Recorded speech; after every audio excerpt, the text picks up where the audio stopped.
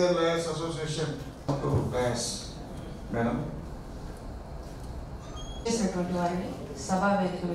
మరి ఈ సభను ప్రారంభించవలసినదిగా శాంతకుమార్ గారిని ఆహ్వానిస్తున్నారు. ఐఎల్ఏ రాష్ట్ర సమావేశానికి రాష్ట్రంలో అన్ని ప్రాంతాల నుంచి వచ్చినటువంటి ప్రతినిధులకి న్యాయవాద మిత్రులందరికీ ముందుగా నా జై భీములు ధన్యవాదాలు. ముందుగా సభా ప్రారంభంలో ఈ మధ్యకాలంలో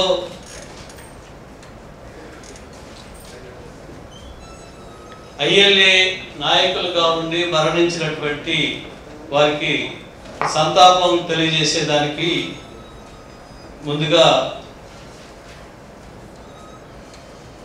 కాకినాడ జిల్లా ఐఎల్ఏ ప్రెసిడెంట్ రాజాబత్తుల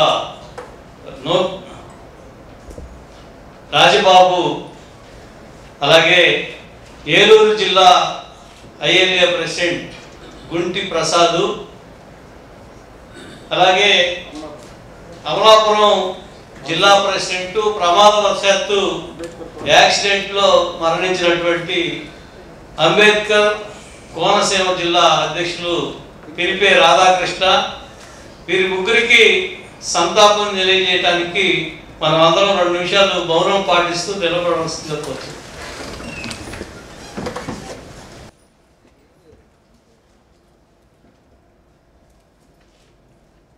గుంటూరు జిల్లా ఏలూరు జిల్లా ఐఎల్ఏ ప్రెసిడెంట్ గుంటి ప్రసాద్ గారు. జోహార్ గుంటి ప్రసాద్ గారు. డాక్టర్ బాబాసాహెబ్ అంబేద్కర్, పూలే బుద్ధులకి పూలమాలని అర్పించడం కోసం అందరూ రావాల్సింది కోరుతున్నాం. ముందుగా మన చీఫ్ గెస్ట్ అయినటువంటి సత్యప్రసాద్ గారు, అలాగే డాక్టర్ తిమ్రస్ జయరాజ్ గారు పూలని సమర్పించవలసింది కోరుతున్నాం.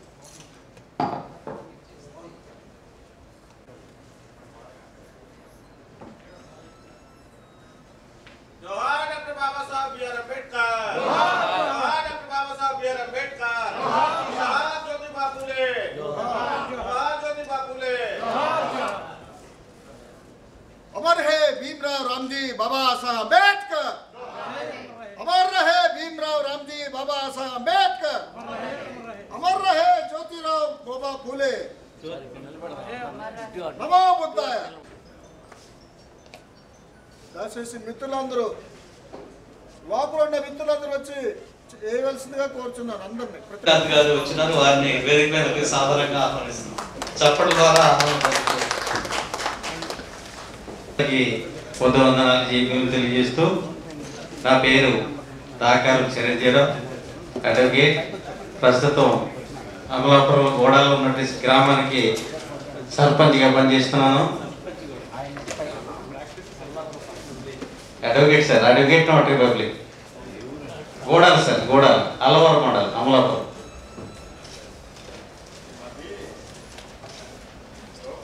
మరి ఈరోజు ఈ కార్యక్రమానికి ఆహ్వానించినటువంటి మరి స్టేట్ ప్రెసిడెంట్ శాంతకుమార్ గారికి, మాకు ప్రమాదవశాత్తు మరి రాధాకృష్ణ గారు చనిపోయారు, ఆయన స్థానంలో మరి మీరు బాధ్యత తీసుకోవాలి, అమలాపురం నుంచి రావాలనేసి ఆహ్వానించినటువంటి మన స్టేట్ ప్రెసిడెంట్ గారికి మరి జై భీములు తెలియజేస్తూ ఒక పాట పాడతాను. మార్చలేదు మన బ్రతుకులు భువిలో ఏ దేవుడు, చీకటి మన పల్లెల్లో సూర్యుడు అంబేద్కరుడు. మార్చలేదు మన బ్రతుకులు భువిలో ఏ దేవుడు, చీకటి మన పల్లెల్లో సూర్యుడు అంబేద్కరుడు. వేల ఏళ్ళ నాటి వెతలు వినలేదు కదెవ్వరు, వేల ఏళ్ళ నాటి వెతలు వినలేదు కదెవ్వరు, విన్న కూడా సాటిరారు అంబేద్కర్ కెప్పుడు.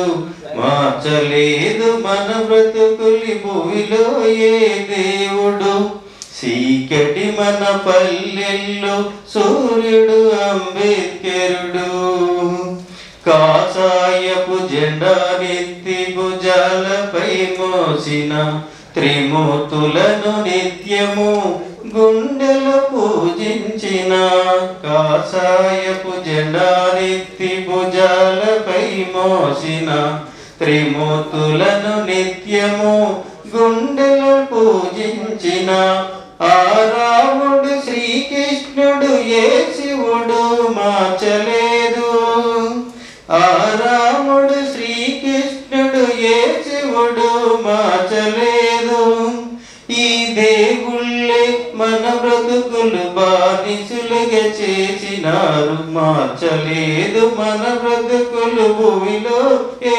దేవుడు చీకటి మన పల్లెల్లో సూర్యుడు అంబేద్కరుడు మహమ్మదీయ మతం మారి మసీదుకే వెళ్ళిన అల్లాకే అంటరా నిజాతుల కథ చెప్పిన మహమ్మదీయ మతం మారి మసీదుకే వెళ్ళిన అల్లాకే అంటరా నిజాతుల కథ చెప్పిన చంద్రవంక నుండి దిగి చేయూతను ఇవ్వలేదు చంద్రవంక నుండి దిగి చేయూతను ఇవ్వలేదు అతి శూద్రుల విన్నపాలు విని బ్రతుకులు మార్చలేదు మన బ్రతుకులు భూమిలో ఏ దేవుడు చీకటి మన పల్లెల్లో సూర్యుడు అంబేద్కరుడు సచ్చికెళ్ళి యేసయ్యను ఎంత ప్రార్థించిన కన్నీళ్లతో కళ్ళు కద్ది కన్నులద్దుకున్నను దళిత జీవితాలలో మార్పు రాలేదు కదా తరతరాల దారిద్ర్యము పోరనే లేదు కదా మార్చలేదు మన బ్రతుకులు భూమిలో ఏ దేవుడు చీకటి మన పల్లెల్లో సూర్యుడు అంబేద్కరుడు భారత భవిష్యత్ మార్చిన మానవతామూర్తిరా భారత రాజ్యాంగం రాసి మన బ్రతుకులు మార్చెనురా భారత భవిష్యత్ మార్చిన మానవతామూర్తిరా భారత రాజ్యాంగం రాసి మన బ్రతుకులు మార్చెనురా గుడి మసీదు చర్చిలకు రాజ్యాంగమే రక్షగా గుడి మసీదు రచ్చీలకు రాజ్యాంగమే రక్షగా ఆ దేవుడనే నుదుటనే రాత రాసినాడురా రాత లేదు మన బ్రతుకులు భూమిలో ఏ దేవుడు చీకటి మన పల్లెల్లో సూర్యుడు అంబేద్కరుడు జై భీమ్ అందరికి పొందవన్నారు జిల్లా కేంద్రాలన్నింటిలో మన ఐఎల్ఏ తరఫున సమావేశాలు జరిపి రాజ్యాంగ నైతికతను గురించి దానికి ఎదుర్కొంటున్నటువంటి సవాళ్ళ గురించి రాష్ట్ర వ్యాప్తంగా న్యాయవాదుల్లో అందరిలో తెలియజేసుకురావడం కోసం అన్ని జిల్లాల్లో సమావేశాలను మనం ఏర్పాటు చేయడం జరిగింది.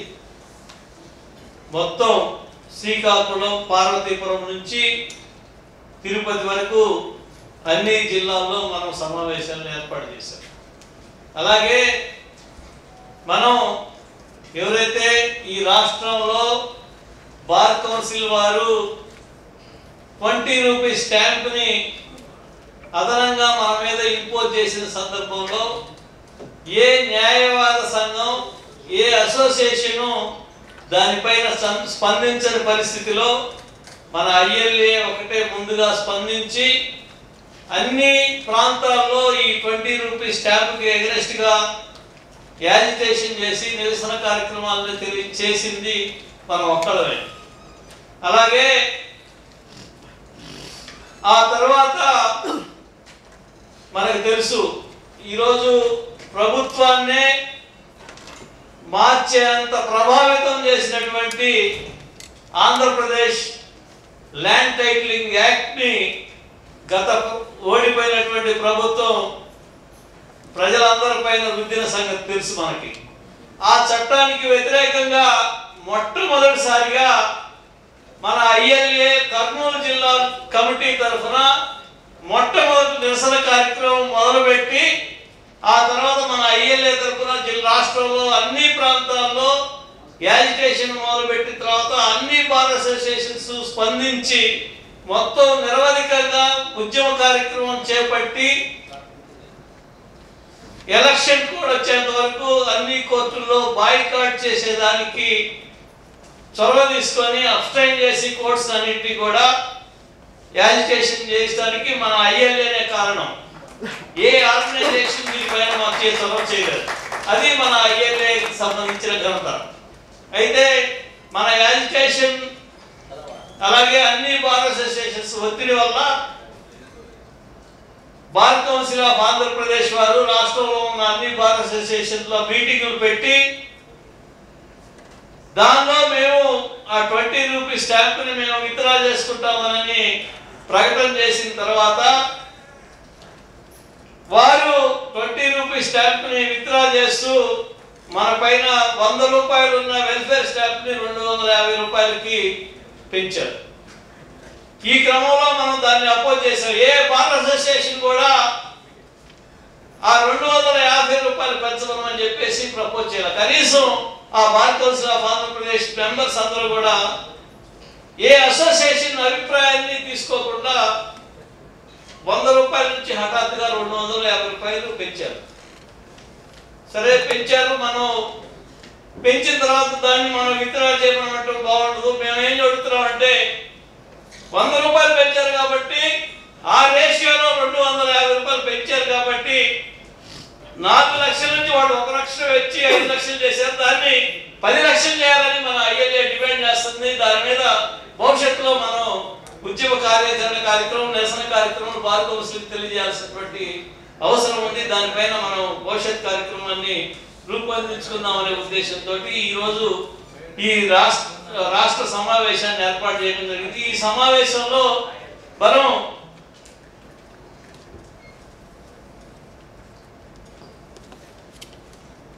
ఈ న్యాయ వ్యవస్థలో సామాజిక ప్రాతినిధ్యం దాని ప్రాధాన్యత ఆవశ్యకత గురించి మనం మాట్లాడటానికి మన ముఖ్య అతిథిగా గౌరవనీయులు శ్రీ సత్యప్రసాద్ గారు సీనియర్ డిజిగ్నేటెడ్ అడ్వకేట్ మన ఏపీ హైకోర్టు తెలంగాణ హైకోర్టులో ఎక్కువ ప్రాక్టీస్ చేస్తుంటారు. వారు ఉమ్మడి ఆంధ్రప్రదేశ్లో అడిషనల్ అడ్వకేట్ జనరల్గా కూడా పనిచేస్తున్నారు. వారు చాలా సీనియర్ అడ్వకేట్లు, చాలా న్యాయ కోవిదులు. వారిని ఈ మనం చీఫ్ గెస్ట్గా ఆహ్వానించిన వారిని మాట్లాడవలసిందిగా వారి ప్రారంభ ఉపన్యాసం చేయవలసింది కోరుతున్నాను. వేదిక మీద ఉన్న మిత్రులకి అలాగే ఈ సమావేశానికి వచ్చిన రాష్ట్ర వ్యాప్తంగా అన్ని జిల్లాలని ప్రేరణ చేస్తున్న మీకు అందరికీ నమస్కారాలు. శ్రీకాంత్ నన్ను ఈ సబ్జెక్ట్ మీద మాట్లాడడానికి రావాలన్నప్పుడు నేనెందుకు చాలా మంది ఉంటారు కదా మనం పిలవాలని శ్రీకాంత్ని ముందు అదర్వైజ్ బిజీ ఉంటానేమో ఏంటో అని అనుకున్నాను. కానీ ఇక నేను వచ్చి మంచి పని చేశానని అనుకుంటున్నాను. ఎందుకంటే ఒపీనియన్ ఫార్మ్ చేసుకోవటం వేరు, దాన్ని ఎక్స్చేంజ్ చేసుకోవటం వేరు. మనలో మనం కమ్యూనికేట్ చేసుకుంటే మన కర్తవ్యం ఏంటి, మనం ఏం చేయాలి అని తెలుస్తుంది. సో దేర్ఫోర్ ఒక ఆర్గనైజేషన్గా మీరు ఈ ఇష్యూ మీద మీరు ముందుకు పోతున్నప్పుడు నా వంతు కర్తవ్యంగా నేను కూడా పార్టిసిపేట్ చేసి నాకున్న కనీసమైనటువంటి మినిమం నాలెడ్జ్ కొంత మీతో షేర్ చేసుకుంటే దీన్ని మీరు ముందు క్యారీ అవుట్ చేయడంలో ముందుంటారనేది నాకు నా నమ్మకం. అందుతోటే ఆ విషయంలో నేను మాట్లాడుతున్నాను. అంటే నాకు చెప్పినప్పుడు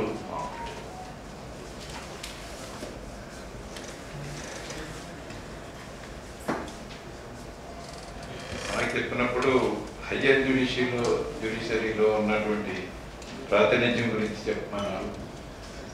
ఇక్కడికి వచ్చేసరికి న్యాయ వ్యవస్థలోనే మొత్తం సామాజిక ప్రాతినిధ్యం, దాని ప్రాముఖ్యత, ఆవశ్యకత అనే దాని మీద అంటే జనరల్గా టోటల్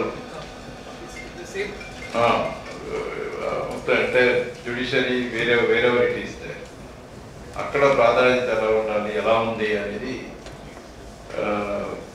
అంశంగా ఇక్కడ పెట్టడం జరిగింది. నేను అన్నీ కవర్ చేస్తాను.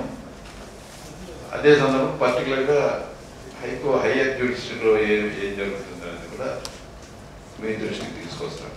అల్టిమేట్గా డిసైడ్ చేసుకోవాల్సింది, కార్యక్రమం రూపొందించుకోవాల్సింది మీరు. అయితే ఈ ప్రాధాన్యత అంశం, సామాజిక ప్రాధాన్యత అనే అంశాన్ని మనం చర్చించే ముందు మీ అందరికీ తెలుసు, రాజ్యాంగపరంగా అక్కడక్కడ ఇంగ్లీష్ పదాలు వచ్చిన పర్లేదు కదా. రాజ్యాంగపరంగా ఈ రిజర్వేషన్ అని అనుకున్నాం, లేదా సామాజిక ప్రాతినిధ్యం అనుకున్నాం. దీన్ని మనం రాజ్యాంగం పరంగా ఏమనుకుంటాం, ఏం చెప్తుంది రాజ్యాంగం? First we have to understand what constitution says. జనరల్గా ఈ జ్యుడిషియరీలో రిప్రజెంటేషన్ ఉండాలి అనేది ప్రతి సందర్భంలో మనం వింటూ ఉంటాం. అదే సందర్భంలో అది జరుగుతుందా లేదా అనే దాని మీద ఎవరికైనా నమ్మకాలు లేవు.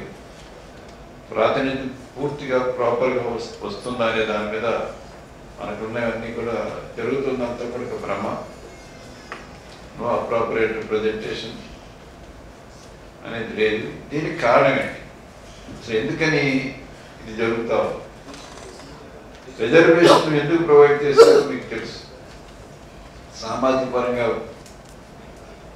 హ్యూమిలిటీ, స్టిగ్మా, ఏజెస్ కొద్ది సఫర్ అయ్యి వాళ్ళకు కూడా సమాజంలో మెయిన్ స్ట్రీమ్లోకి మనం తీసుకురావాలంటే రిజర్వేషన్స్ అవసరం. అవి లేకుండా ఈ సొసైటీ, ఈ సమాజంలో పైకి తీసుకురావడం సాధ్యమయ్యే పని కాదు. దానికోసం తప్పనిసరిగా రిజర్వేషన్స్ ఉండాలి అనేది ఒక రాజ్యాంగ సభలో దాని గురించి డిస్కస్ చేశాం. అయితే మనకి రిజర్వేషన్స్ ప్రొవైడ్ చేసింది only house of people, Lok Sabha and state legislatures. మొట్టమొదటిగా రాజ్యాంగపరంగా రిజర్వేషన్స్ అంటూ proportionate to their population, so for ఎస్సీస్ and STs are concern, reservation provide చేయడం జరిగింది. నేను డీటెయిల్డ్ కాన్స్టిట్యూషన్ ప్రొవిజన్స్ నేను తర్వాత వెళ్తాను, మామూలుగా స్క్రిప్ట్ అని చెప్తాను. అదేవిధంగా అంటే మనకి 3 వింగ్స్ రాజ్యాంగపరంగా మూడు విభాగాలు ఉన్నాయి. ఒకటి legislature, second one is executive, third one is judiciary. అదేవిధంగా ఎగ్జిక్యూటివ్లో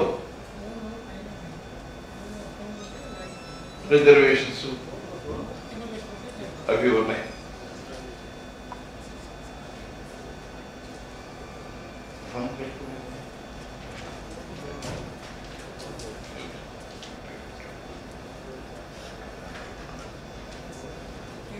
ఇక మూడవది జ్యుడిషియరీ.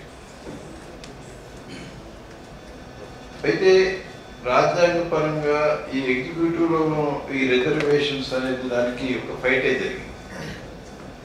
చెన్నై లేదా అప్పటి మద్రాస్ స్టేట్లో మొట్టమొదటిగా communal GO caste based reservation అనేది పెట్టడం జరిగింది. అప్పుడు మద్రాసు రాష్ట్రం అంటే బహుశా ఈ ప్రాంతం కూడా అందరూ భాగమై ఉంటారు.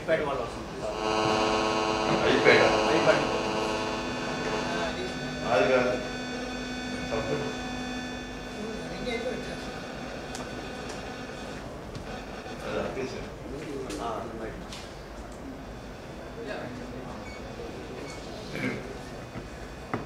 సో చెన్నై అప్పటి మద్రాస్ స్టేట్లో మొట్టమొదటిగా రిజర్వేషన్స్ ఎంప్లాయ్మెంట్లో రిజర్వేషన్స్ ఇంట్రడ్యూస్ చేయడం జరిగింది. అయితే అది that was under charge. This is violative of article 1615. దాని ప్రకారం రేసు క్యాస్ట్ ఆ బేసిస్ మీద ఏ రకమైనటువంటి రిజర్వేషన్స్ ఇవ్వడానికి వీల్లేదు. అంటే దాని మద్రాస్ హైకోర్టు దాన్ని కొట్టివేయడం జరిగింది. That is famous case, you know, that Champakam Dorairaju case. It's a famous case. First case Champakam Dorairaju 1953 supreme court. అది సుప్రీంకోర్టు పెట్టింది. సుప్రీంకోర్టు పెడితే సుప్రీంకోర్టులో మద్రాస్ హైకోర్టు వచ్చిన తీర్పును సమర్థించడం జరిగింది సుప్రీంకోర్టు. అప్పుడున్న స్టేట్ సెంట్రల్ గవర్నమెంట్ లేదా ముఖ్యంగా at the instance of southern states reservations ఉండాల్సింది. లేకపోతే ఈ వీకర్ సెక్షన్స్ ఎవరైతే ఉన్నారో వాళ్ళకి ఉద్యోగాలు రావడం కానీ ఎంప్లాయ్మెంట్ అవకాశాలు ఉండటం కానీ జరగట్లేదు అని అంటే రాజ్యాంగం వచ్చిన తర్వాత మొట్టమొదటి రాజ్యాంగ సవరణ జరిగింది ఆర్టికల్ 15కి 16కి 4 సబ్ ఆర్టికల్ 4 యాడ్ చేశారు. ఈ sub article 4 to article 15 and 16 gives power to the state. State includes central and state governments, enabling the state to make reservations in favor of the SCs and STs proportionate to their population and BCs. It is enabling power so far as BCs are concerned. State can give reservations to the backward classes. That's how first time, through first constitutional amendment, the concept of reservation was introduced in the executive field. ఉద్యోగాలలో లేదా విద్యాభ్యాసాల్లో మొట్టమొదటిగా reservations మొదటి రాజ్యాంగ సవరణలో తీసుకొచ్చారు. అంటే అప్పటికి ఒక పక్కన స్టేట్ లెజిస్లేచర్స్లోను లేదా పీపుల్ లోక్సభలోనూ రిజర్వేషన్స్ ఎస్సీస్ అండ్ ఎస్టీస్ ఉన్నాయి. ఎగ్జిక్యూటివ్కి వచ్చేసరికి ఆల్రెడీ ఎస్సీస్ ఎస్టీస్కి ఇవ్వాల్సింది పెట్టి దాంతోపాటు బీసీస్కి ఇవ్వాలన్నారు. అయితే జ్యుడిషియరీకి వచ్చేసరికి ఏంటంటే చిత్రం ఎలా ఉంటుందంటే స్టేట్ అంటే మీకు తెలుసు కదా అర్థం ఏంటి? స్టేట్ అంటే including all wings, that is legislature, executive and judiciary is a part of the state. వాళ్ళకి ఏదైతే పవర్స్ రాజ్యాంగం ఇచ్చిందో దాని ప్రకారం వాళ్ళ విధులు నిర్వహిస్తూ ఉంటారు. కానీ ఒక వింగ్ మాత్రం చాలా సపరేట్గా ఈ రిజర్వేషన్స్ జ్యుడిషియరీలో మనం చూడం, ముఖ్యంగా హయ్యర్ జ్యుడిషియరీలో రిజర్వేషన్ చూడం. అయితే జిల్లా జడ్జీలకు వచ్చేసరికి అదర్ దాన్ జిల్లా జడ్జెస్కి రిజర్వేషన్స్ ఇవ్వాలనేది పెట్టారు. అది అమలు జరిగింది. జిల్లా జడ్జి నుంచి ఫర్దర్ హైకోర్టుకి ఎలివేషన్ అయ్యే పరిస్థితి వస్తే అక్కడ రిజర్వేషన్స్ లేవు, only seniority amount the district judges. So పైగా postings and appointments and postings and transfers completely vested with the high court. దీనివల్ల ఏం జరుగుతుందంటే the manipulation is going up in the high court at its wisdom, effect the transfers, give the promotions, and also pave the way for elevation to the High Court, wherein this weaker section never be first priority కాదు. ఈ మధ్య నేను ఒక case చేస్తున్నాను. I know it is going on. జిల్లా జడ్జీల seniority list గత 4 ఏళ్ల నుంచి అమలు ఉన్న సీనియారిటీ లిస్ట్. దాన్ని సడన్గా సూపర్ సీడ్ చేస్తూ అనదర్ సీనియారిటీ లిస్ట్ తీసుకురావడం జరిగింది. యాక్చువల్గా అయితే యాక్సలరేటెడ్ ప్రమోషన్ ఉన్నవాళ్ళు 3 రకాలుగా జిల్లా జడ్జీలకు వస్తారు. వాళ్ళు యాక్సలరేటెడ్ ప్రమోటీస్, రెగ్యులర్ ప్రమోటీస్ వీళ్ళు వస్తారు. ఈ సీనియారిటీ లిస్టు తారుమారు చేసి యాక్సలరేటెడ్ ప్రమోషన్ అంటే వీళ్ళందరికంటే మెరిటోరియస్, వాళ్ళకి ప్రమోషన్ స్పీడ్గా వస్తుంది. వాళ్ళని కిందకేంటి ఆర్డినరీగా ప్రమోషన్ వచ్చిన వాళ్ళు పైన పెట్టారు. పైన పెట్టినందువల్ల ఏమైందంటే హైకోర్టు జడ్జెస్గా all advanced sections, all preferred and persons became High Court judges. Now they are functioning in our High Court. That was under challenge. That CNAT list was under challenge. Changing of the CNAT list at last minute and pushing down the deserved and meritorious persons and giving the way to the lesser meritorious persons in the elevation of the High Court judges. That is under challenge. And now hearing is going on, jaruguta undi. Now at last the court agreed with my argument saying that this disturbing the CNAT list is unconstitutional. How come accelerated promotees goes down? How come regular promotees goes up? After the opening case further will go on. So this is only one example I am telling you. So therefore, judiciary law, not everything is fail. Something is going on. High Court, even selection stage లోనే ఇప్పుడు ఇంటర్వ్యూలో return ఎగ్జామినేషన్లో కనుక మీకు మంచి మార్కులు వస్తే return ఇంటర్వ్యూలో వాళ్ళని ఎక్కడికి పంపాలో అక్కడ పంపేసే రోజుల నుంచి ఐ థింక్ ఇప్పుడు ఇంటర్వ్యూ తీసేసినట్టు ఇంటర్వ్యూకి వచ్చేసరికి ఏమవుతుందంటే దట్ వాళ్ళకి కావాల్సిన వాళ్ళని పైకి తీసుకొస్తారు. సీనియారిటీ లిస్ట్ ఫ్రేమింగ్లో లేని వాళ్ళని కిందకి పెట్టేస్తారు. ఇన్ఫ్యాక్ట్ ఈ రోజుల్లో ఎస్సీస్, STs and BCs are far better than any other class in selection in the written examination and performance. But deliberately they are pushing down to give the way to other sections, advanced sections according to. These things are going on. So judiciary is exclusively, completely powers given to the High Court, and whereas other wings are following the rule of reservation. Anyway, central legislature లో BCs కి ప్రాతినిధ్యం లేదు. Women కూడా ఇద్దామని bill చేశారు కానీ అది ఇప్పటికి అమలు రాలేదు. సో దిస్ ఈస్ ఈ రిజర్వేషన్స్ యొక్క పరిస్థితి సో ఫార్ యాజ్ ఈ మూడు వింగ్స్లో ఎలా జరుగుతుంది అనేది పర్టికులర్గా మీ దృష్టిని నేను తీసుకొచ్చాను. అయితే ఈ ఇష్యూ మీద ఈ రిజర్వేషన్స్ అన్యాయం జరుగుతుంది, రిజర్వేషన్ ప్రొవైడ్ చేసిన అన్యాయం జరుగుతుంది, దీన్ని ఎలా రెక్టిఫై చేయాలి? పార్లమెంట్లో డిబేట్ జరిగింది. పార్లమెంట్లో డిబేట్ జరిగినప్పుడు పార్లమెంటు 2 సార్లు హౌస్ కమిటీని అపాయింట్ చేసింది. ఈ హౌస్ కమిటీలో 2 హౌస్ కమిటీస్ కూడా ఒక house committee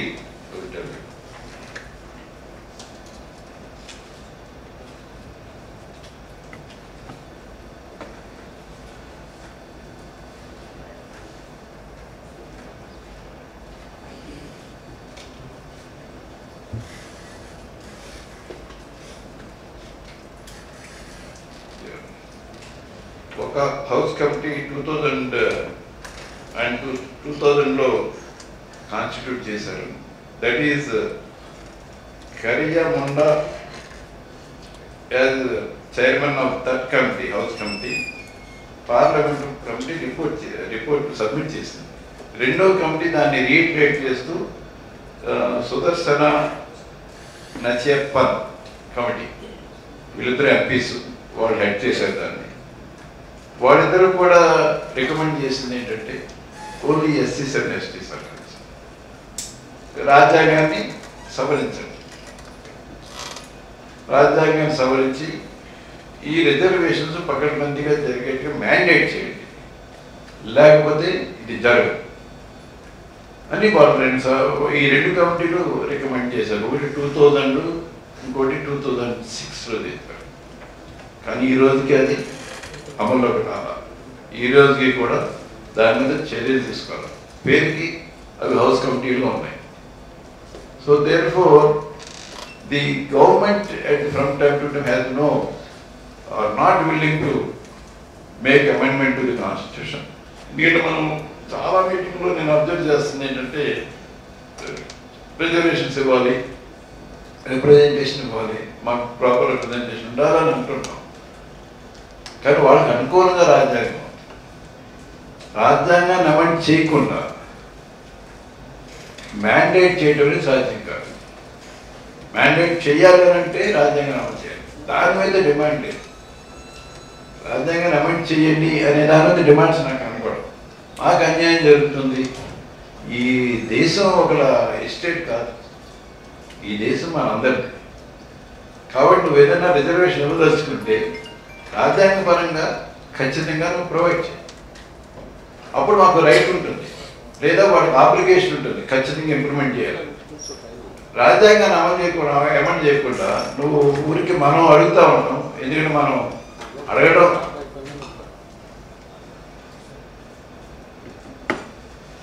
can you proceed?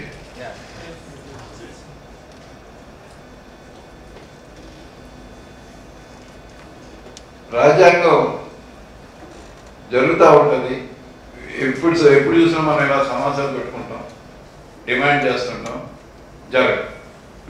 ఎందుకు జరగదు? జరగకపోవడానికి ప్రధాన కారణం ఏంటి? జ్యుడిషియరీలో ఒకటి, రాజ్యాంగపరంగా రిజర్వేషన్ జ్యుడిషియరీలో ప్రొవైడ్ చేయలేదు. రెండు, other than district judges reservations మాత్రం అమలవుతున్నాయి. కాబట్టి ఈ కాంటెక్స్ట్లో మీరు ముందుగా చూడాల్సిన అంశాలు ఏమిటంటే, రాజ్యాంగపరంగా రిజర్వేషన్స్ ఎక్కడెక్కడ ఉన్నాయి మీకు ఆల్రెడీ చెప్పాను నేను.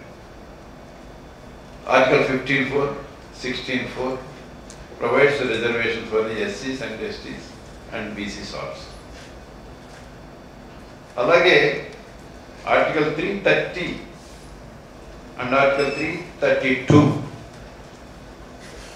provides a reservation in the House of People and state legislatures to SCs and STs only, proportionate to their population. That's how we are seeing reservations for SCs and STs are concerned in the state legislature and House of People in the Parliament. అవి అమలు అవుతున్నాయి. అలాగే కొత్త reservations ఎక్కడ ఉన్నాయి? మన ఈ బిల్డింగ్లో ఉన్నాయి. ఇది జిల్లా పరిషత్ బిల్డింగ్. లోకల్ బాడీస్లో reservations. Article 243D of the Constitution, which is relating to providing reservations in the panchayats, wherein this particular article provides providing SCs and STs proportionate to their population and BCs. అది పంచాయత్స్లో reservations provide చేస్తాం. అలాగే article 243T, so where the municipalities are concerned, similar reservations are provided. దీంతో పాటు ఈ reservations మనం we are seeing in legislatures as well as local bodies. Local bodies కూడా ఎప్పుడు వచ్చిందండి అది? You know anything about local బాడీస్లో రిజర్వేషన్ ఎప్పటి నుంచి అమలు అవుతున్నాయి అనేది? Article constitution 73rd Constitutional Amendment 1983, I think 1983, there Constitution Amendment చేసి దానికి ఒక చాప్టర్ ఉంది, Part 9A, wherein the reservation provided in the local bodies. దురదృష్టం ఏంటంటే దాన్ని కూడా కాన్స్టిట్యూషన్ బాడీస్గా మార్చిన at the will and wish of the state, the elections are being conducted. 5 years tenure ఉంటుంది, కానీ 5 years లో నేను అనుకోవడం ఎలక్షన్స్ రెగ్యులర్ జరుగుతాడు. అక్కడ కూడా రిజర్వేషన్స్ ఉన్నాయి. అలాగే వీటితో పాటు వీటన్నింటిని కూడా మనం హారిజాంటల్ రిజర్వేషన్స్ ఉంటాం. అయితే cut across entire population. Vertical reservations అంటే మీకు తెలుసు కదా, అంటే మనం ఎన్సీసీ, ఉమెన్ రిజర్వేషన్స్, ఇట్లాంటి అదర్ కేటగిరీ ఉండే రిజర్వేషన్ వర్టికల్ రిజర్వేషన్. ఆ గ్రూప్స్కి వెళ్తారు, వాళ్ళు ఇచ్చుకుంటూ పోతారు. ఇవైతే పర్సెంటేజ్ ప్రకారం వాళ్ళ సీట్లు వాళ్ళకి ఇవ్వాల్సిందే, either admissions or in the employment or in the local bodies or in the central house of the people. So therefore, అయితే ఇక్కడ మనకి ఫండమెంటల్ డిఫరెన్స్ చూడాలి. లాయర్స్ ఇక్కడ జ్యుడిషియరీకి వచ్చేసరికి ఫండమెంటల్ డిఫరెన్స్ ఏంటంటే ఆ రిజర్వేషన్స్ అన్నీ కూడా వాళ్ళకి సోషల్ బ్యాక్వర్డ్నెస్ లేదా వాటిని బేస్ చేసుకుని ప్రజల్లో ఉన్నటువంటి పాపులేషన్ ఉన్నటువంటి వీకర్ సెక్షన్స్ని, ఎస్సీస్ని, ఎస్టీస్ని వీళ్ళందరినీ దృష్టిలో పెట్టుకుని ఒక రిప్రజెంటేషన్ క్రియేట్ చేశారు. జ్యుడిషియరీకి వచ్చేసరికి టోటల్లీ సమాజంతో సంబంధం లేదు, అందరూ లాయర్స్. ఎవరు అనేది లాయర్, వాళ్ళు చదువుకున్నారు, మీరు చదువుకున్నారు, కాబట్టి మీకు స్పెషల్ ట్రీట్మెంట్ ఎందుకు ఇవ్వాలి? So when everyone is equal, why should there should be a special representative unlike in other segments? అక్కడ సోషల్ బ్యాక్గ్రౌండ్ నుంచి ఇస్తున్నారు, ఇక్కడ లాయర్స్గా రిజర్వేషన్ అడుగుతున్నాం. ఏంటి డిఫరెన్స్? ఎందుకు ఇవ్వాలి? అందరూ లాయర్స్మే, అందరూ అందరిలాగే చదువుకున్నాం, మాకెందుకు ఇవ్వాలి? అది క్వశ్చన్ చేసుకోవాలి. ఆ సొసైటీలో ఉండే స్టిగ్మా, నువ్వు లాయర్వైనా మరొకటైనా పోలేదు, నిన్ను ఇప్పటికీ కూడా అదే కేటగిరీగా ట్రీట్ చేస్తున్నారు. నువ్వు కనుక హైకోర్టులో జడ్జి అవ్వాలనుకుంటే, లాయర్గా పనిచేస్తూ జడ్జి అవ్వాలనుకుంటే అడ్వాన్స్డ్ సెక్షన్స్కి రాజమార్గం, దగ్గర స్ట్రైట్ అవే అయిపోతారు. అదర్ సెక్షన్స్ ఉన్నాయి, ఈ వీకర్ సెక్షన్, మళ్ళీ ఆ డోర్ నుంచి రావాల్సిందే. నువ్వు ఎస్సీవా, ఎస్టీవా, బీసీవా, బీసీ అయితే నువ్వు యాదవ్వా, మరోట, గౌడ, ఈసారి గౌడకి ఇచ్చాం, నెక్స్ట్ టైం మరోడికి ఇస్తాం. ఇప్పుడు అలాగే ఎస్సీస్లో కూడా కేటగిరీస్ ఉన్నాయి, ఈసారి వీళ్ళకి ఇచ్చాం, ఈసారి వాళ్ళకి ఇద్దాం. అంటే at the mercy of the judiciary. That హైకోర్టులో విచిత్రమైన పరిస్థితి ఉందండి. సుప్రీంకోర్టుకు ఒక ప్రిన్సిపల్ పెట్టుకుంది, అది ఆల్ హైకోర్టుకి చెప్పింది. 55 దాటితే ఎవరి పేరు కన్సిడర్ చేయదు, 57 లోపల నువ్వు పేరు మావడానికి వీలేదు, 57 లోపల. కానీ ప్రాక్టీస్ ఏం జరుగుతుంది, ప్రాక్టికల్గా ఏం జరుగుతుందంటే 48కి 38 నుంచి advanced sections are getting reservations. Only weaker sections, ఎస్సీస్ and STs and BCs 50 years దాటిన తర్వాత వాళ్ళ పేరు కన్సిడర్ చేస్తారు. చేస్తే అది 55 దాటితే ఉండదు, 50 లోపల అసలు ఉండదు. దీనివల్ల జరుగుతుంది ఏంటంటే, ఎవరైతే అడ్వాన్స్డ్ సెక్షన్స్ 48కో 40కో అయిపోతున్నారు అనుకోండి, వాళ్ళు సీనియర్స్ అవుతారు. అంటే వాళ్ళు హైకోర్టులో కలీజియం వరకు వెళ్తారు, చీఫ్ జస్టిస్ ఆఫ్ హైకోర్టు అవుతారు, అక్కడి నుంచి సుప్రీంకోర్టు జడ్జి అవుతాడు, సుప్రీంకోర్టు కలీజియం అవుతాడు, సుప్రీంకోర్టులో చీఫ్ జస్టిస్ కూడా అయిపోతాడు. ఇక్కడ మిగతా వాళ్ళ పరిస్థితి ఏంటంటే బస్సుకి దిగిపోవటమే. జస్ట్ నీకు 52లోనో 53లోనో నువ్వు హైకోర్టు జడ్జి అవుతావు, కలీజియం కూడా మళ్ళా నీ టర్మ్ అయిపోతే దిగిపోయి ఇచ్చేస్తావు. నీవు కలీజియానికి వెళ్ళవు, చీఫ్ జస్టిస్ వెళ్ళవు, సుప్రీంకోర్టుకి వెళ్ళవు, సుప్రీంకోర్టు కలీజియం వెళ్ళవు. మనం ఎప్పుడు సిస్టమ్ మనం ఎప్పుడు ఇన్ఫ్లుయెన్స్ చేస్తాం, దే వాంట్ దట్. ఇది ముఖ్యంగా మీ డిమాండ్గా ఉండాలి. ఐఎమ్ నాట్ సేయింగ్ దట్ మీరేదో ఇండివిజువల్గా మీరు చేస్తున్న డిమాండ్ కాదు. హౌస్ కమిటీ చేసిన రికమెండేషన్స్, హౌస్ కమిటీని నువ్వు నా దగ్గర ఉన్నాయి, హౌస్ కమిటీ రిపోర్ట్స్, మీ పుణ్యాన్ని నేను చూశాను. ఈ హౌస్ కమిటీలో ఏదైతే రికమెండేషన్లు అమలు చేయాలి అనేది మీ డిమాండ్ కూడా రాజ్యాంగ పరంగా రిజర్వేషన్ని రాజ్యాంగపరంగా నిర్ణయించండి అని చెప్పాలి. అది కూడా నువ్వు కొన్ని సెక్షన్స్ అని కాకుండా రోస్టర్ సిస్టమ్ పెట్టాలి, even higher education, because you are not excepted to the state, you are also part of the state. So you cannot have any advantage than other wings of the state. That you please understand. అంతే తప్ప ఓవరాల్గా నా దగ్గరికి వస్తుంటారు some advocates approaching me saying that sir నేను పలానా category, నా పేరు మీరు చెప్పండి సార్ అని చెప్తుంటారు. అంటే మనం we are just praying, we are just asking not as a matter of equal citizen of the country,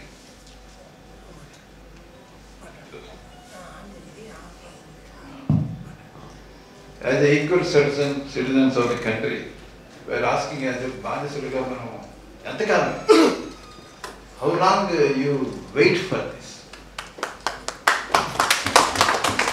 Therefore, my sincere advice to you, fight it out and see that the constitution should be amended, providing two things. One is the reservations, another is roster. అయితే నాకు ఈ మధ్య ఒక interesting issues నేను notice చేస్తాను. ఎందుకు reservations ఉన్నాయి మనకి? మీకు ముందే చెప్పాను నేను, ఈ సొసైటీలో సఫర్ అయిన క్లాసెస్ కోసం రిజర్వేషన్ ప్రొవైడ్. ఎంతకాలం అనుకున్నారు ముందు మనం? ఒక 10 years అనుకున్నాం. అది పెంచుకుంటా వెళ్తున్నప్పటికి 75 ఏళ్ళు అయిందా మనకి? 75 అయిపోయింది. ఈ రోజు కూడా రిజర్వేషన్ అమలవుతున్నాయి. ఏంటి దాని indication? Why reservation are being continued even now? మన పరిస్థితి మెరుగవలేదా? మిగతా వాళ్ళ పరిస్థితి మెరుగైందా? ఏం జరుగుతుంది? Main stream of the society మనం ఎందుకు పరిగణించట్లేదు? Reservations not for your advantage, reservation being used for your disadvantage. They want to suppress continuously under the guise of the reservations. Other persons have the reservations in their favour to advance themselves. So reservations వల్ల మన మేలు కాదు. These other sections are utilizing reservations as a weapon to crush us. Jawaharlal Nehru prime minister ఉన్నప్పుడు ఏం జరిగింది? ఆయన పంచవర్ష ప్రణాళికలను పెట్టారు. ఇండస్ట్రియలైజేషన్, అగ్రికల్చర్, ఇలాగా ఒక్కోసారి ఒకటి ప్రయారిటీ తీసుకుని చేశారు. ఆయన ఫౌండేషన్స్ ఓకే బ్రహ్మాండం, దాన్ని మనం గౌరవిద్దాం. Jawaharlal Nehru contributed his best to this country. Unlike other political party, I don't subscribe to the view of Jawaharlal Nehru ఏం చేయలేదు అనే ఒక ద్వేషం ఏదైతే ఉందో అదంతా నేను ఒప్పుకోను. కానీ జవహర్లాల్ నెహ్రూ దాన్ని బట్ ఒక్కటి మిస్ చేయాలి. అదేంటి మిస్ అయింది? Focus on the primary education. Primary education కనుక ఆ రోజు ప్రయారిటీ ఇచ్చింది, ఈ ఇండస్ట్రియలైజేషన్ మీద పెట్టిన ఖర్చులో 1/4 ఖర్చు పెట్టుంటే ఈ రోజు రిజర్వేషన్ అవసరం లేదు. కాబట్టి స్టిల్ ది ఎడ్యుకేషన్లో ప్రైమరీ ఎడ్యుకేషన్ ఇది last priority to the state. నువ్వు అనుకుంటే ఒక 10 years ఈ దేశాన్ని రిజర్వేషన్ లేని సొసైటీగా మార్చచ్చు, కులం ప్రసక్తి లేని సొసైటీగా మార్చచ్చు. కానీ నా కులం, నా reservations utilizing for your purpose. నాకు నా టర్న్ వస్తే రిజర్వేషన్ అంటావు, నీ టర్న్ వస్తే నీకేది అక్కర్లా. So for whose purpose the reservations? Reservations for them, reservation for your suppression. ఇది బయటికి రావాలంటే ఒకటి ప్రైమరీ ఎడ్యుకేషన్ తీరుమానాలి. కొఠారి కమిషన్ 6% బడ్జెట్లో ఇస్తే చాలు. ఈరోజు అది 20% ఉండొచ్చు. కానీ ప్రైవేట్ ఎడ్యుకేషన్ స్థితి ఏంటి? గవర్నమెంట్ స్కూల్ మూసేస్తున్నారు, ప్రైవేట్ స్కూల్స్ ఎంకరేజ్ చేస్తున్నారు. ఎంతమంది చదువుతారండి ప్రైవేట్ స్కూల్లో డబ్బులు ఇస్తే? ఈ మధ్యన గత ప్రభుత్వం అందామని కానీ అనేసా, గత ప్రభుత్వాన్ని ఇంకా అవ్వలేదా? అనేసి కదా. సో విత్ యువర్ పర్మిషన్ గత ప్రభుత్వం అంటారు. గత ప్రభుత్వం ఎడ్యుకేషన్లో కొన్ని మార్పులు తీసుకొచ్చింది. That is also statement of the court. ఏమిటది? ప్రైమరీ ఎడ్యుకేషన్లో 3rd class నుంచి తీసుకెళ్ళి హై స్కూల్లో కలిపారు. రైట్ టు ఎడ్యుకేషన్ యాక్ట్ కింద వితిన్ 1 kilometer రేడియస్లో క్లాస్ 1 to 5 ఉండాలి. మిగతా 2 kilometers 3 kilometers పరిధిలో, అంటే హై స్కూల్ అయితే 3-4 kilometers పరిధిలో ఉండొచ్చు. ప్రైమరీ ఎడ్యుకేషన్ ఇమీడియట్గా నీ ఇంటి దగ్గరలో ఉండాలి. That is what right to education ఇచ్చేది. గత ప్రభుత్వం ఏం చేసింది? 3rd, 4th, 5th తీసుకెళ్ళి హై స్కూల్లో కలిపి, అంటే 3 kilometers అవతల వెళ్ళిపోయింది. దీనివల్ల జరిగిందేంటి? డ్రాప్అవుట్స్. ఇక సిబ్లింగ్స్ కనుక ఒకే స్కూల్లో ఒకడు 2వ తరగతి, ఒకడు 3వ తరగతి ఉన్నాడు. ఈ 3వ తరగతి ఎక్కడికి వెళ్ళిపోయారు? ఈ పిల్ల ఒకడేమో 2లో ఉన్నాడు. తర్వాత కొంతమంది ఆ 3 కిలోమీటర్లు పంపలేని పరిస్థితుల్లో బస్సు ఉండాలి, స్కూటర్ ఉండాలి, తీసుకెళ్ళి అక్కడ డ్రాప్ చేసి రావాలి. వాళ్ళు డైలీ కూలీ చేసుకుంటే కానీ బతకలేని కుటుంబాలు ఉన్నాయి చాలా వరకు దగ్గర. వీడు మరో రిక్షా మాట్లాడుకోమించే పరిస్థితి లేదు. దగ్గరలో స్కూల్ మానేశారు. సుమారు 2 లక్షల మంది డ్రాప్అవుట్స్. దానివల్ల జరిగిన బెనిఫిట్ ఏంటి? గవర్నమెంట్కి టీచర్స్ తగ్గించుకున్నారు. ఉద్యోగాలు ఇచ్చారా? డిఎస్సి ఇచ్చారా? ఇవ్వలేదు. దీని రిజల్ట్ వాళ్ళకి వచ్చిన ఉపయోగం ఏంటంటే ఉద్యోగాలు తగ్గించుకున్నారు, టీచర్స్ తగ్గించారు, అడ్జస్ట్ చేశారు. That I challenge in the point, saying that you cannot shift 3 to 5 and add to the high schools because 5th వరకు మానసిక పరిస్థితే అది. ఒకే టీచర్ డీల్ చేస్తాడు, ఒకే టీచర్తో ఇంటరాక్ట్ అవుతాడు, బట్ సైకలాజికల్గా ట్రైన్ అయ్యి ఉంటాడు.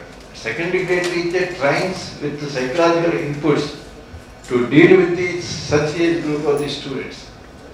వీడు ఈ గత ప్రభుత్వం ఏం చేసింది? 3 నుంచి 5 వరకు హై స్కూల్లో కలిపి వాళ్ళకి సబ్జెక్ట్ టీచర్ని పెట్టింది. BEd teachers will teach subject wise teaching from 3rd class on. దీనివల్ల వచ్చే నష్టం ఏంటంటే ఆ పిల్లడికి ఏం తెలియదు.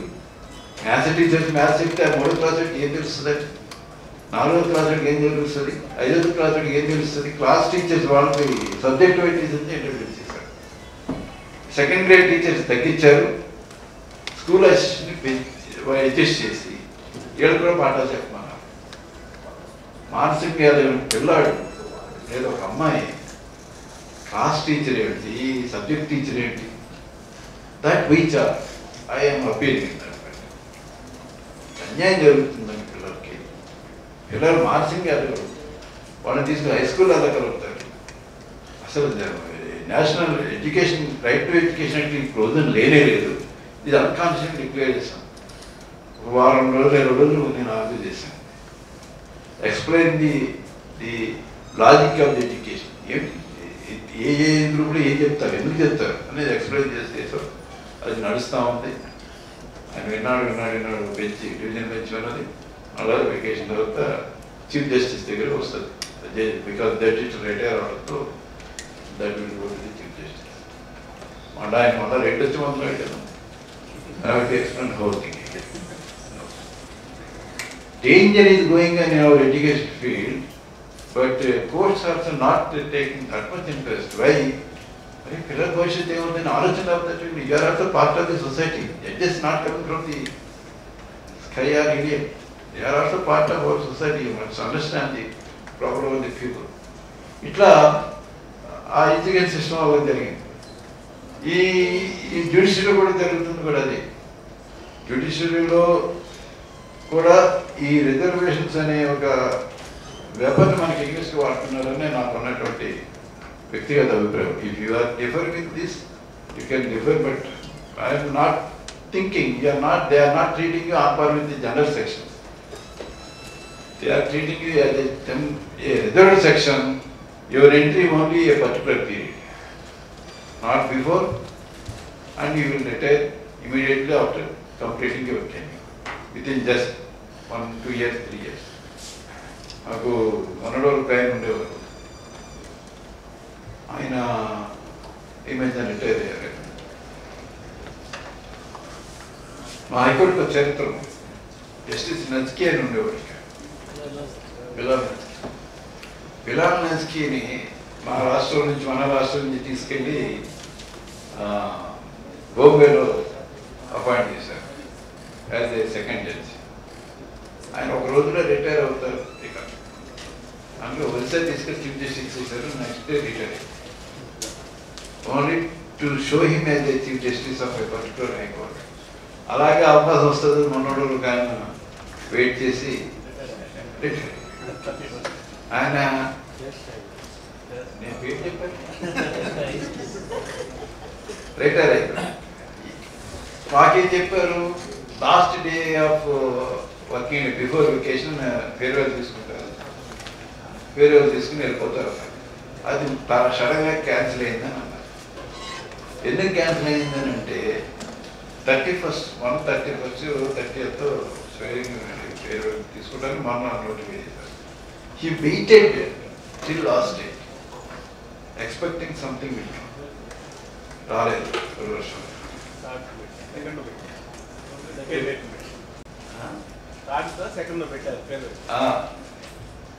మొన్న అఫిషియల్ ఫేర్వెల్ అయితే 30th 31st జరిగింది. తర్వాత ఫంక్షన్ సెలబ్రేషన్స్ 16 చెప్పినతో. నేనేం చెప్తున్నానంటే జడ్జి అవ్వడం అంటే ఒక సామాజిక బాధ్యత. నా అభిప్రాయం జడ్జి అవ్వడం అంటే ఒక కీర్తి కిరీటం కాదు. యువర్ బీయింగ్ ఎట్ ఎవరికి రాని అవకాశం నీకు ఇచ్చి సమాజంలో నీ బాధ్యతను నెరవేర్చని ఇచ్చారు. జరుగుతుందా? సామాజిక న్యాయం ఎప్పుడు జరుగుతుందంటే మీలాంటి అయితే.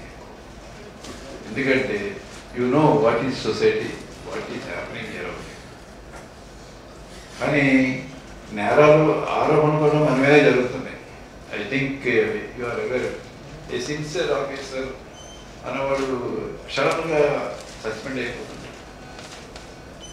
నోటోరియస్లీ ఆఫుల్ పర్సన్ అనుకున్నవాడు సడన్గా పైకి వెళ్ళిపోతుంది. ఎందుకు జరుగుతున్నాయి?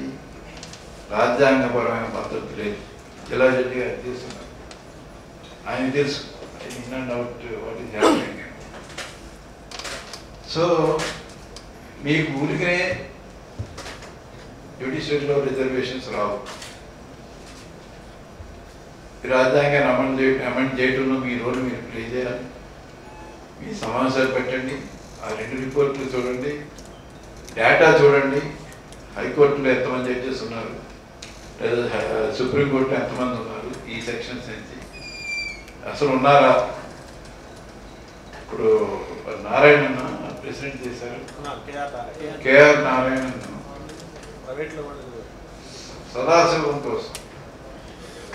సదాశివం కోసం ఆయన నువ్వు సుప్రీంకోర్టు తీసుకొస్తావా తీసుకురావా అన్ని పద్ధతులు బయట ఇస్తే సదాశివాన్ని సుప్రీంకోర్టు తీసుకెళ్ళారు. అది సరే, ఆ తర్వాత ఆయన ఎలా పెర్ఫార్మ్ చేశాడు, ఎట్లా చేశాడు అనేది మనం వెళ్ళొద్దు, దిగలేదు భయంకరం. కానీ నేను అది చేయలేదు. అదే ప్రాబ్లం. ఈ వీకర్ సెక్షన్స్ నుంచి ఎవరైతే వచ్చారో వాళ్ళని తరచుగా బ్లేమ్ చేస్తారు. అడ్వాన్స్ సెక్షన్ వాడు ఎన్ని తప్పులు చేసినా బ్లేమ్ చేయరు. బికాస్ ఆయనకున్న మైటీ బలం అంటే వీళ్ళకున్న వీక్నెస్ అలా. ఈ తేడాలు కావాలని క్రియేట్ చేస్తారు. మెరిట్ లేదు, వీళ్ళకి మెరిట్ ఉండదు. మెరిట్ ఎవరు సొంతం అంటే అవకాశం ఇస్తే ప్రతి ఒక్కడు తను ప్రూవ్ చేసుకుంటాడు. ఆ మెరిట్ అనేది ఆర్టికల్ 355లో merit should be the factor అన్నట్టు పదం ఉంటుంది. దాన్ని ఉపయోగించుకుని they are snubbing these sections. Merit అని ఒక పదం పెట్టారు. ఇదే మెరిట్ పదాన్ని ఉపయోగించుకుని టీఎంఏపై కేసు మీకు తెలుసుంటారు. టీఎంఏపై అంటే ఎడ్యుకేషన్లో అంతవరకు మునికృష్ణన్ కేసులో అందరికీ ఈక్వల్ రిప్రజెంటేషన్ ఉండేలాగా ఫీజులు కూడా ఎక్కువ లేకుండా జస్టిస్ చేయమనేది జడ్జిమెంట్ చెప్పారు మునికృష్ణన్ కేసు. దాని తర్వాత టీఎంఏపై వచ్చిన తర్వాత ఏం చేశారంటే కాన్స్టిట్యూషన్ పెంచి ఎడ్యుకేషన్ ఓపెన్ చేశారు. It's not bias application, it's a commercial అని చెప్పి ఓపెన్ చేస్తే నవ్వు as many as engineering college, as many as medical college, medical college రోడ్ల మీద వచ్చాయి. అన్ని ఫీజులు పెంచి గవర్నమెంట్ కాలేజ్ మాకు పెంచలేదు. దీనివల్ల జరిగిన నష్టం ఏంటి? తర్వాత ఈమె పోయి తర్వాత ఎంబీఏ నామదారు ఇట్లాంటి జడ్జిమెంట్ పంపించి స్వరూపాన్ని మార్చకుండా మెరిట్ ఫార్వర్డ్ మెరిట్ ఫార్వర్డ్ ఏం చేస్తున్నారు? సీట్లను హైట్ చేస్తున్నారు, సీట్లు education. So therefore this my overall experience in this total నేను సర్వే చేసినప్పుడు వరకు రిజర్వేషన్స్ అనేవి you cannot beg, you have to snatch. If you want to snatch, you first demand for amendment of the Constitution. Then apart from that, ఇది నా professional advise అండి. Merit అనేది వాడు పెడతా ఉన్నారు. మెరిట్ మనకు కూడా ఉందని అర్థం చేసుకోవాలి. We also educate our self, understand the society, understand the constitution, where we are lagging behind, why other people are blaming us. దానికి అవకాశం మనం కూడా ఒక స్థాయికి తెచ్చుకునే రకంగా మనం కూడా మీరు తక్కువ నేను చెప్పట్లేదు, ఒక అమౌంట్ ఆఫ్ ఇండస్ట్రీ రండి హైకోర్టుకి వచ్చేసే కొంతమంది మీలో మొదలు పెట్టండి. ఒకళ్ళిద్దరు ఉంటే సరిపోదు, ఒక మూమెంట్గా హైకోర్టుకి రావాలి, ప్రాక్టీస్ బిగిన్ చేయండి. అలాంటి వాళ్ళు ఉన్నాం, హెల్ప్ చేస్తాం. బట్ ఎక్కడో మత్సర్ కోర్టులో ఉండటం అవసరం, అక్కడ కూడా ప్రజలకు మీ అవసరాలు ఉంటాయి. హైకోర్టు కూడా కొంచెం స్ట్రెంత్ ఉండాలి. ఉన్నది చాలా నెగ్లిజిబుల్ ఉంటున్నారు హైకోర్టులో. అయితే ఉన్న ఎలా ఉందంటే నాకు ఎవరు పోషిస్తారా, నన్ను ఎప్పుడు ఖర్చు చేస్తారా, వీటితో సరిపోతుంది. అంతే తప్ప నేను కాదు నాతో పాటు అందరూ డెవలప్ కావాలి, నేను కాదు అందరికీ సమాన అవకాశాలు రావాలి, నీతో కూడా సమాన అవకాశాలు రావాలి అని చెప్పగలిగిన రోజు వస్తే రిజర్వేషన్స్ అనేది దానికి సాధకం. అలా కాకుండా మనం బెగ్గింగ్ పరిస్థితులు ఉంటాయి. రిజర్వేషన్స్ నేను చెప్పినట్టు ఒక వెపన్ వాడుతుంది. మీరు ఆలోచించండి, నేను ఎందుకు మాట్లాడుతున్నాను, వెపన్ నేను ఎందుకంటున్నాను, మనకు ఆయుధం కాదు, వాళ్ళకి ఆయుధం. నేను సప్రెస్ చేయడానికి నా ఎక్స్పీరియన్స్ ఇది, నేను చూశాను. So therefore this overall what I am saying that all these pros and district judges చెప్పడం district judges వరకు this article 233 deals with appointment of district judges. Article 238 233A ఒకటి ఉంది. Article 234 Article 234 deals with the appointments of the judges other than district judges. అక్కడ reservations implement చేస్తాం. ఏదైతే complete right ఇస్తూ హైకోర్టుకి complete right ఇచ్చేసి appoint చేయొచ్చు, పోస్ట్ చేయొచ్చు, ట్రాన్స్ఫర్ చేయొచ్చు, ఆ పవర్ తీసేయాలి. ఆ power creating havoc he might explain, మీకు ఆయనే చెప్తారు ఎంత హెవోక్ క్రియేట్ చేస్తుందంటే ఆ ఒక్క డిస్క్రిషనరీ పవర్తో పాపం జిల్లా జడ్జీలు కానీ సబార్డినేట్ జ్యుడిషియల్ ఉన్న వాళ్ళు అణిగి బానిసలో ఉంటున్నారు. ఆయన సీయింగ్ ఇట్. వాళ్ళు హైకోర్టుకి వస్తారు, వాళ్ళకు మంచి రైట్ అపరేటర్ పర్సన్స్గా రారు. ఒక ఫైల్ పట్టి ఉంటాడు, కోర్టు ఎప్పుడు ఆయన రిక్రూట్ అయినప్పుడు కోర్టు వేసుకుని వస్తాడు. వాళ్ళ దగ్గర వెయిట్ చేస్తుంటాడు. ఆయన ఏంటి హైకోర్టు జడ్జెస్ మీరు మాట్లాడేవాడు వాళ్ళ ముందు ఎంతండి, వాళ్ళు జ్యుడిషియల్లో ఒక 25 ఏళ్ళు 30 ఏళ్ళు వాళ్ళు పనిచేసి వచ్చినాడు. మేము ఒక 10 ఏళ్ళు అవగానే బాగుంటే 15 ఏళ్ళు అవగానే జడ్జి అయిపోతాను. వాళ్ళ ఎక్స్పీరియన్స్ మా ఎక్స్పీరియన్స్ తేడా.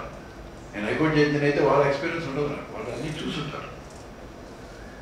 మేమైతే ఓన్లీ రాజ్యాంగం కాన్స్టిట్యూషను ఆ బేస్ మీద మేము చెప్తాం, వాళ్ళైతే రూట్స్ నుంచి వస్తారు. So therefore this scenario should change.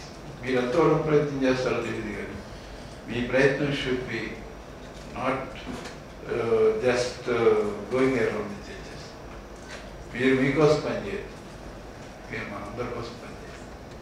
మీరు ఈ సిస్టమ్ మారాలని మీరు పోరాడారు.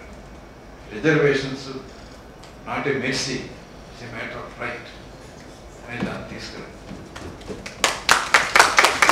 అప్పుడు మీకు న్యాయం జరుగుతుంది. Not today. కొంతమంది పనిచేస్తుంటారు, సమాజంలో పనిచేస్తుంటారు, అతను ఎంతకాలం కూర్చుంటాడో అతనికి తెలియదు. కానీ ఆయన అడిగితే ఆయన ఏం చెప్తాడు, నా కోసం కదండి సొసైటీ కోసం అంటాడు. సొసైటీ మారాలంటే ఒక జీవిత కాలం సరిపోదు, దాన్ని క్యారీ అవుట్ చేసే మీలాంటి కాదు. నేను ఎంతకాలం ఉంటాడో నాకు తెలియదు, కానీ దీన్ని క్యారీ అయ్యే మీరు ముఖ్యం. అది మీరు దృష్టిలో పెట్టుకుని first you understand the society. 2, ఈ డెవలప్మెంట్స్ ఎందుకు జరుగుతున్నాయి, ఏ క్లాస్ ఇంట్రెస్ట్ జరుగుతున్నాయి, ఎవరి కోసం జరుగుతున్నాయి, మనం సొసైటీని అండర్స్టాండ్ చేసుకోవాలి. బానిసత్వం పోదు. Don't be never think you are below than anyone. You are the best on your own. అది అనుకోకుండా మనకు ఆత్మగౌరవం లేకుండా ప్రొఫెషనల్ సక్సెస్ కాదు. ఈ day one I came to professional I thought I the best. ఎవడో పెద్దవాడు ఎవడో అని నేను తెలియదు. I put my energies to developing my skills. That was led me to the up to additional education కాగలిగాను. Not mercy, only merit. That real merit. నేను ఎప్పుడు అమరావతి నుండి వచ్చాను. I don't know anything. Of course, organization అంటే విజయవాడ చదివాను కాబట్టి కొంత నాకు degree college అన్నీ కూడా విజయవాడ కాబట్టి ఉన్నాయి. కానీ బేసికలీ కేమ్ ఫ్రమ్ అమలాపురం. అమలాపురంలో పరిస్థితి ఇందాక పాట పాడేది కదా, అమలాపురంలో ఎలా ఉంటుంది ఒక నేరమైండెడ్నెస్తో ఆలోచిస్తుంది. అంటే ఆ పరిధి దాటి రాం, ఆ పరిధి బయటికి రమ్మని నాకు don't think in narrow campus, think broadly, improve your result, work for the society. మేము అంబేద్కర్ ఎవరి కోసం పనిచేశారు? అంబేద్కర్ తన కోసం పనిచేసినేమో, మనందరి కోసం, మీ అందరి కోసం ఒక రాజ్యాంగ రచనలో ఆయన కీలకమైన పాత్ర వహించారు. ఎవరైనా రాజ్యాంగ డిబేట్స్ మీరు చూసారా, చదివారా? కొన్ని చదవండి. చాలా బల్కీ 5 వాల్యూమ్స్ ఉంటుంది. అది అవకాశం వచ్చినప్పుడు చూస్తుండండి. అంబేద్కర్ సమాధానం, మిగతా వాళ్ళ ప్రశ్నలు, అనుమానాలు, ఆయన ఎంత స్కిల్ఫుల్గా దాన్ని ఆన్సర్ చేశారని చూడండి. రాయగా కూడా మనకు ఉపయోగపడుతుంది. వాళ్ళు చాలా గ్రేట్ కాంట్రిబ్యూషన్ చేసి ఈ రాజ్యాంగాన్ని మనకి ఇచ్చారు. ఈ డిస్ట్రాయ్ చేయాలనే శక్తులు కూడా మనకి బయలుదేరి అదృష్టవశాత్తు ఈ మధ్యన ప్రజలు పనిచేస్తూ కూరుకోమన్నారు. అవునా? అది అగ్రీయింగ్ విత్ మీ? నువ్వేదో ఇష్టం రిజర్వేషన్స్ ఎందుకు, ముస్లిమ్స్ రిజర్వేషన్స్ ఎందుకు?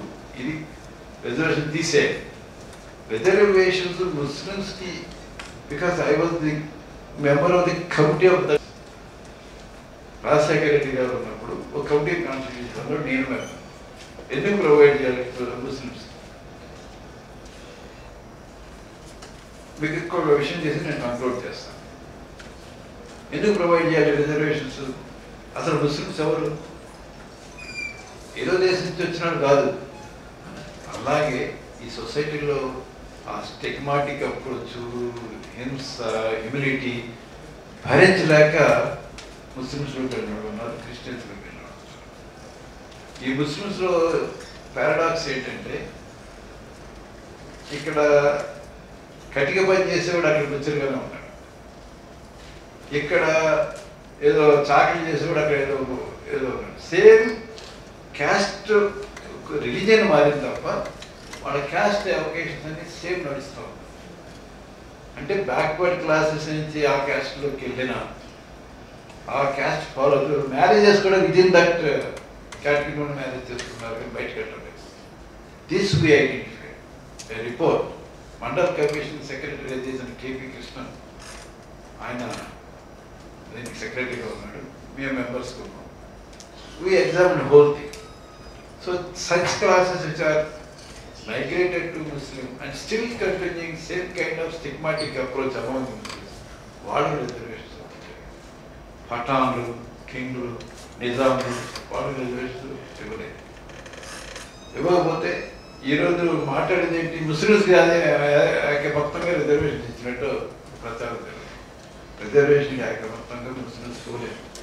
ఇక్కడ ఎవరైతే బీసీలు ఉన్నారు, హిందూస్కి, అట్లాంటి వాళ్ళు అక్కడ ఉండి వాళ్ళు అలాగే సఫర్ అవుతుంటే మీరు చూడండి. ఎక్కడైనా హైదరాబాద్ నేను చూసాను, ఇక్కడ ఎవరి మెకానిక్ ఈజ్ ముస్లిం, ఎవరి టైర్ పంచర్ వేసేవాడు ముస్లిం. చాలా చాలా చిన్న పొజిషన్స్లో వాళ్ళు ఉద్యోగాలు చేసుకుంటూ ఉంటారు. అది తప్ప. ఓవరాల్గా వాళ్ళు 12% ఉన్నారు దేశంలో. ఎవరైతే పిల్లలు ఎక్కువ మంది ఉంటారో వాళ్ళకి సంపద అంతా పంచి పెట్టేస్తారనేది ఒక కామెంట్. గత 75 ఏళ్ళ నుంచి పర్సెంటేజ్ 1% పెరిగింది. సో దిస్ కైండ్ ఆఫ్ ఆలోచనకి తాగకూడదు. సమాజం అంతా ఒకటి, మనం అందరి కోసం పనిచేయాలి, మన కోసం పనిచేయడమే కాదు, సమాజం కోసం పనిచేయడం అనేది చూడండి. రిజర్వేషన్స్ వరకు నా సిన్సియర్ రిక్వెస్ట్ స్టడీ మోర్. నేను చెప్పిన ఆర్టికల్స్ దగ్గర పెట్టుకుని ఒకసారి చూసుకుంటే రిజర్వేషన్లు కొన్ని సెక్షన్స్లోనే ఉన్నాయి, కొన్ని సెక్షన్స్లో లేవు.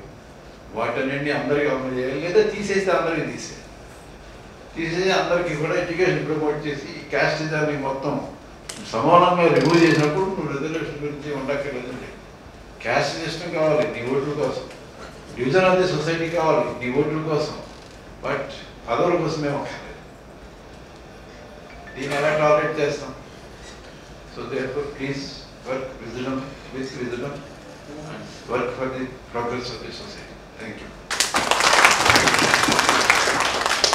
ఈ సందేశానికి తరఫున ధన్యవాదాలు తెలియజేస్తూ, ఇప్పుడు మన retired district judge doctor Tripulesh Jayaraj garu వారిని మాట్లాడవలసిందిగా కోరుతున్నాం. వారు ఈ న్యాయవాద వృత్తిలోకి వచ్చే ముందే పీజీ అట్లాగే డాక్టరేట్ చేసి ఆ తర్వాత కారంచేడు ఉద్యమంలో కారంచేడు కేసు నడిపే క్రమంలో విట్నెసెస్ని గైడ్ చేసేదానిలో, టీచ్ చేసేదానిలో, అలాగే ఆ కేసు తిరిగంతా నిలబడిన వాళ్ళలో డాక్టర్ త్రిపులేష్ జయరాజ్ గారు ఒకరు. వారు ఆ తర్వాత ఫాస్ట్ ట్రాక్ డిస్ట్రిక్ట్ జడ్జిగా అపాయింట్ అయ్యి ఇలా అందరూ అడిషనల్ డిస్ట్రిక్ట్ జడ్జిగా పనిచేసి రిటైర్ అయ్యారు. వారిని వచ్చి మాట్లాడవలసింది. పెద్దలకు, అదేవిధంగా ఈ కార్యక్రమంలో పాల్గొంటున్న వారందరికీ కూడా జై భీములు. బహుశా సత్యప్రసాద్ గారు, నేను తప్ప మిగతా వాళ్ళందరూ యంగ్స్టర్స్ లాగా కనపడుతున్నారు మాకు. మీ ఇద్దరమే కొంచెం తల్లరిసిన వాళ్ళ ముసలిలాగా ఉన్నాం ఇక్కడ. మొట్టమొదటిగా ఈ కార్యక్రమానికి ఆహ్వానించిన ఐఏలకి, మరి ముఖ్యంగా నా సోదరుడు శాంతకుమార్కి నా కృతజ్ఞతలు తెలియజేస్తున్నాను. నా ప్రసంగం అనగానే 4 మాటలు రోజు నేను మీతో చెప్పాలి, పంచుకోవాలని ఆశపడుతున్నాను. ఇంత మంచి అవకాశం ఇలాగ, ఎందుకంటే రాష్ట్రం మొత్తం మీద నుంచి న్యాయవాద మిత్రులను ఒక చోట చూడగలిగిన అవకాశం ఇది. ఏ ఒక్క మాట చెప్పినా అది రాష్ట్ర మొత్తం వ్యాపిస్తుంది. కనుక ఏదో నాకు ఎక్స్పీరియన్స్లో నాకు తెలిసి మీతో షేర్ చేసుకోవాలని భావిస్తున్నాను. అయితే ఒక్క నిమిషంలో ముగించవచ్చు. మనకు అడ్వకేట్స్ అందరూ తెలుసు, అడాప్షన్ మెమో. సత్యప్రసాద్ గారు చెప్పింది నేను అడాప్షన్ మెమో వేస్తున్నానని చెప్పి నేను కూర్చోవచ్చు. కానీ చివరిలో వారు నాకు చిన్న అసైన్మెంట్ ఇచ్చారు. సత్యప్రసాద్ గారు జ్యుడిషియల్లో ఉన్నది ఆయన తెలిసినంత మాకు తెలియకపోవచ్చు అని అన్నారు. కనుక ఇప్పుడు నేను ఇరుక్కుపోయాను, చెప్పాల్సిందే చెప్తా. ఈరోజు నేను ఇక్కడ ఉంచడానికి కారణం ఆయనే అవకాశం ఇవ్వకపోతే ఈ కోర్టు లేదు, నేను లేదు, నా చదువు లేదు, ఉద్యోగం లేదు. కనుక ఎవరికి దడవాల్సింది, భయపడాల్సిన పని లేదు. నువ్వు ఎవరికన్నా తోపు కాదు, నీకన్నా ఎవరు గొప్ప కాదు. నీకు ఆయన ఇచ్చింది, ఆయన ఒక్కడే నిన్ను ఇక్కడికి తీసుకొచ్చాడు, నిన్ను ఈ స్థితిలో నించాడు. నువ్వు నేను గట్టిగా మాట్లాడి అన్యాయంగా చెప్పగలుగుతున్నావంటే ఆ ధైర్యం మనకిచ్చింది ఆయన. మరి ఈ న్యాయ వ్యవస్థలో మనకి సామాజిక ప్రాధాన్యం గురించి, దాని ఆవశ్యకత గురించి అన్నారు. ఆకలి ఉన్నవాడికి, పచ్చడి మెతుకులు తింటున్న వాడికి, గంజి తాగుతున్న వాడికి ఆకలి బాగా శోష తెలుస్తుంది. కానీ వెండి పల్లెల్లో భోజనం చేసిన వాడికి, ఇంగ్లీష్ మీడియాల్లో చదువుకొని పైకి వచ్చిన వాడికి ఏం తెలుసుద్దండి బాధ. ఎక్కడి నుంచి అక్కడి నుంచి వచ్చిన పైకి వచ్చిన వాడు రాసే జడ్జిమెంట్కి, పై నుంచి వచ్చిన రాసిన జడ్జిమెంట్కి చాలా తేడా ఉంటుంది. మీరు గమనించుకోండి కావాలండి. వాడికి తెలుసు ఎవరు ఎప్పుడు ఏ పరిస్థితిలో ఎలాంటి స్థితిలో చట్టాన్ని వ్యతిరేకిస్తున్నారు, చట్టాన్ని ధిక్కరిస్తున్నారు. ఈ న్యాయ వ్యవస్థలో సామాజిక ప్రాతినిధ్యం ఖచ్చితంగా కావాలని సత్యప్రసాద్ గారి ప్రపోజ్ చేసిన నేను సెకండ్ చేస్తున్నాను. నేను స్ట్రాంగ్గా సెకండ్ చేస్తున్నాను. నేను both sides of the coin చూసిన వాడిని, అడ్వకేట్గా ఉన్నాను, ఒక జడ్జిగా ఉన్నాను కాబట్టి దాన్ని గట్టిగా నొక్కి ఒక్కడి నుంచి చెప్పగలుగుతున్నాను. కావాలి, ప్రాధాన్యత కావాలి. ఎందుకు కావాలంటే పైకి కనిపించినంత ఇదిగా మేడిపండు ఎట్లా పైకి బాగుంటుందో లోపల బాగోలేదండి పరిస్థితి. ఒక చిన్న ఉదాహరణ మీకు చెప్తాను, పేర్లు మాత్రం చెప్పను. నేను డిస్ట్రిక్ట్ జడ్జి పనిచేస్తున్నప్పుడు ఒక చోట ఒక హైకోర్టు జడ్జి గారు స్వయాన నాకు ఫోన్ చేసి ఫలానా వ్యక్తి పేరు ప్యానల్లో పెట్టమన్నారు. హైకోర్టు జడ్జి గారే చెప్పారు స్వయంగా. నేను వినాలా వద్దా? ఏం చేస్తారు చెప్పండి మీరు? నేను పెట్టలా. అది నాకు ఆయన ఇచ్చిన ధైర్యం. నాకు తెలుసు పర్యవసానాలు ఏమన్నా కావచ్చు, నా ఆత్మసాక్షిని నేను చంపుకోలేను. ఆయన ఫోన్లు మీద ఫోన్లు చేస్తున్నాడు. అది ఏపీపీ ప్యానల్కి పేర్లు సజెస్ట్ చేసి రికమెండ్ చేసే ప్రేరావిటీ జడ్జెస్కి ఉంటుంది. నేను బీసీ పేరు పంపించాను, ఉమెన్ పేరు పంపించాను, సెలెక్ట్ అయింది. అదర్ సైడ్ వాళ్ళు మామూలుగా లవ్ లెటర్ రాస్తారు కదా, మామూలుగానే రాశారు.